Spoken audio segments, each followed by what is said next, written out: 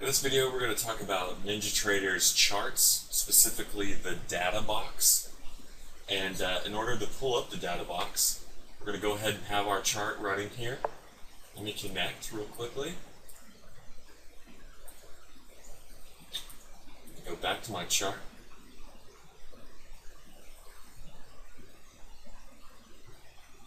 I'm going to get it pulled up.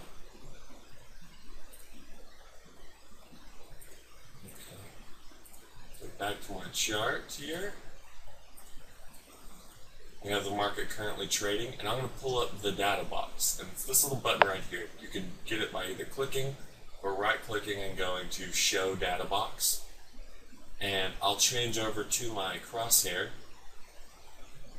And you can see as I roll over, it's showing me the current time of the bar that I'm on, the price, the open, the high, the low, the close, and volume. Those are all by default. And then whatever indicators that I have are going to show their values as well.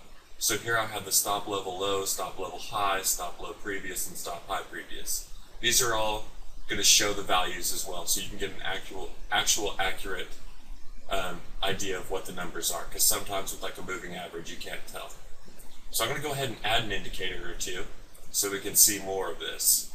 I'll add the MACD, and I'm going to add, let's add a regression channel. Click OK. And it's going to automatically plot this regression channel on the latest market data that it actually has a channel for. So it's this one kind of acts as a trend line. And if I move this down, you can see where the middle is, the upper and the lower, and what the exact values are.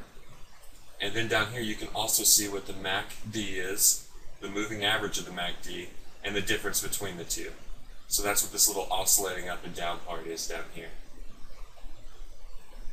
There are a lot of indicators with Ninja. They have over 100 just by default, including one that's really cool, the candlestick pattern. You actually choose which chart pattern you want it to look for, and it has a bunch of different candlestick patterns. I'm going to use Doji because that shows a lot. And I'll click OK. And you can see how it plots this doji here. So it says here, this is a doji, which of course it is. Here's a doji, here's a doji, and it also tells you how many dojis it found, so 559. So it's a fairly common pattern. You can see it go through here, doji, doji, doji, and you can use those in your automated strategies. The reason I pulled up this chart pattern, candlestick pattern one I mean, was because it doesn't show in the data window, the data box. And you can choose that on your indicator to not show certain aspects of an indicator in there. The doji wouldn't make sense because you don't need an exact value. You just need to know visually where the doji is. And programmatically you can also access whether there was a doji or not. But there's no value that corresponds to it, so it wouldn't make sense to have it in the data box.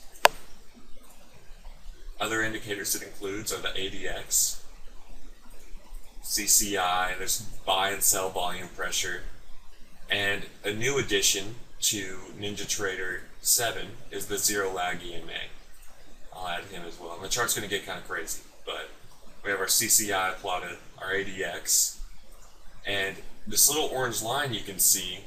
I'm actually going to remove some of these indicators so you can see it better. Take off this regression channel, that. The little orange line is a moving average, much like you see normally, but this one follows the market really closely, and that's why it's called a zero lag EMA.